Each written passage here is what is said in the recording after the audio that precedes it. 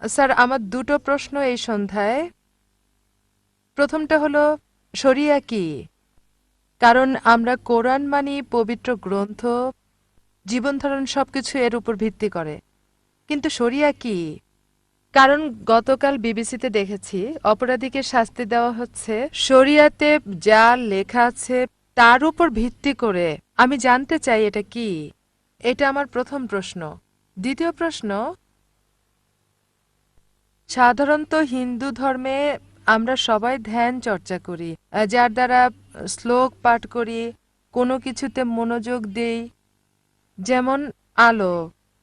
কিন্তু আপনি যখন শ্লোক পাঠ করেন, আয়াত পাঠ করেন, কিভাবে মনোযোগ দেন আয়াতের উপর, বা কিভাবে ঈশ্বরের সাথে কথা বলেন? এটা আমার দ্বিতীয় প্রশ্ন, স্যার। বোন দুটো প্রশ্ন করলেন। প্রথম প্রশ্ন, তিনি জানতে চান শরিয়া কি। টিভিতে শুনেছেন যে শরিয়া অনুযায়ী। আর দ্বিতীয় প্রশ্ন হলো যে আমরা কিভাবে মনোযোগ দিয়ে থাকি যখন কোনো কিছুর উপাসনা করি। তিনি আলোতে মনোযোগ দেন, আমরা কিভাবে দেই। প্রথম প্রশ্নটা হচ্ছে শরিয়া কি। শরিয়া হচ্ছে বিচার ব্যবস্থা, কোরআন এবং সহিহ হাদিস ভিত্তিক। যখন বলি তুমি কি শরিয়া মেনে চলো, তার মানে তুমি কি কোরআন এবং সহিহ হাদিস মেনে চলো। যদি বলেন একটা বিধান যে শরিয়া অনুযায়ী, মানে কি শরিয়া মতে কি মদ পান করতে পারবো, আপনি যা বলছেন তা হলো বিধান সর্বশক্তিমান ঈশ্বর প্রদত্ত কোরআনে এবং সহিহ হাদিসে নবীজি মুহাম্মদ সাল্লাল্লাহু আলাইহি ওয়াসাল্লামের কথা। আমাদের নবীজি মুহাম্মদ সাল্লাল্লাহু আলাইহি সাল্লাম যেভাবে বলে গেছেন। যদি বলেন বিধান কি শরিয়া মতে, তাহলে ঠিক আছে, মদ পান করতে পারবো। আমি বলবো শরিয়া মতে মদ পান নিষিদ্ধ, রেফারেন্স দিতে পারি আমি সূরা মাইদা অধ্যায় 5 আয়াত নাম্বার 90। সুতরাং শরিয়া হচ্ছে ইসলামের বিচার ব্যবস্থা পবিত্র কোরআন এবং নবীজির সহিহ হাদিসের উপর ভিত্তি করে।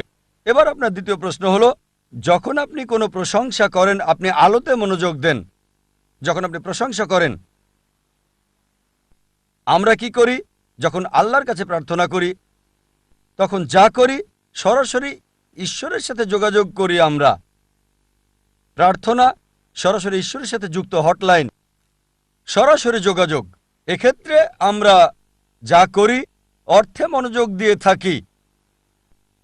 আমরা প্রতিমূর্তিতে মনোযোগ দিই না, কারণ আমরা বিশ্বাস করি না যে ঈশ্বরের প্রতিমূর্তি আছে। এটা করার মানে আপনি ঈশ্বরকে ছোট করে দেখছেন। এখন চিন্তা করেন, আপনি ঈশ্বরে মনোযোগ দিচ্ছেন, সর্বশক্তিমান ঈশ্বরের মূর্তি বানাচ্ছেন, ঈশ্বরকে ছোট করছেন, মূর্তিতে সীমাবদ্ধ করছেন। ধরেন যদি মূর্তি পড়ে যায়, ভেঙে যায়, চিন্তা করেন যে নিজেকে সাহায্য করতে পারে না তাকে ঈশ্বর ভাবছেন। তাই আমরা ঈশ্বরকে ছোট করতে পারি না, ঈশ্বরকে গালমন্দ করতে পারি না। এজন্যই প্রার্থনা করার সময় আমরা সরাসরি প্রার্থনা করি, অর্থের দিকে মনোযোগ দিয়ে থাকি। এ কারণে স্বাভাবিকভাবে আমরা সালাত আদায় করি। আমি বলি নামাজে মনোযোগ দেওয়ার ভালো উপায় হলো অর্থ বোঝা আর অর্থে মনোনিবেশ করা। এভাবে নামাজ আদায় করি। যদি প্রার্থনা বলি, বাংলায় প্রার্থনা মানে সাহায্য চাওয়া, অর্থাৎ অনুগ্রহ চাওয়া, দয়া চাওয়া। আরবি শব্দ সালাহ, এটা দিয়ে শুধু প্রার্থনাই বোঝায় না। সালাতে সাহায্য চাওয়া ছাড়াও কৃতজ্ঞতা প্রকাশ করা আল্লাহর কাছে এবং প্রশংসা করা সর্বশক্তিমান ঈশ্বরের, একই সাথে সর্বশক্তিমান ঈশ্বরের কাছ থেকে নির্দেশনা পাওয়া সালাতে। যেমন ধরেন সালাত আদায়ের সময় সালাতের ইমাম সূরা ফাতিহা পড়ার পর পড়তে পারেন সূরা মাইদা অধ্যায় 5 আয়াত 90, বলছে ইয়া আইয়ুহাল্লাযীনা আমানু, হে ঈমানদারেরা, ইন্নামাল খামরু ওয়াল মাইসিরু, নিশ্চয়ই মদ এবং জুয়া, ওয়াল আনযাবু ওয়াল আসলামু, মূর্তি পূজার বেদী, ভাগ্য নির্ধারণী তীর, রিজসুম মিন আমালি শাইতান, এই সব শয়তানের কাজ। ফাজতানিবু লাকুম তুফলিহুন। এগুলো থেকে বিরত থাকো যাতে সফল হতে পারো। এখানে কৃতজ্ঞতা প্রকাশ ছাড়াও, সাহায্য চাওয়া ছাড়াও আমরা নির্দেশনা পাচ্ছি, মদ পান করো না, জুয়া খেলো না, ভবিষ্যৎবাণী করবে না, মূর্তি পূজা করবে না। সালাতে আমরা পথ নির্দেশ পাচ্ছি আল্লাহ সুবহানাহু ওয়া তাআলার কাছ থেকে। এজন্য আমি বলি যে সালাহ একটি পন্থা ঈমানের প্রতি অনুশীলনের। এজন্য আমাদের নবীজি মুহাম্মদ সাল্লাল্লাহু আলাইহি সাল্লাম এবং আল্লাহ সুবহানাহু ওয়া তাআলা বলেছেন কমপক্ষে দৈনিক 5 বার নামাজ আদায় করতে।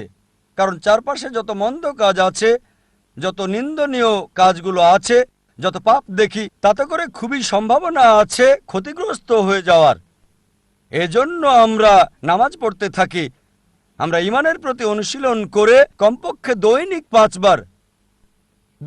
বার আমরা ইমানের প্রতি অনুশীলন করছি। তাই সালাহ প্রার্থনার চেয়ে অতি উত্তম। প্রার্থনা মানে সাহায্য চাওয়া ছাড়াও আমরা কৃতজ্ঞতা জানাই ঈশ্বরের কাছ থেকে। Press the bell icon on the YouTube app and never miss another update.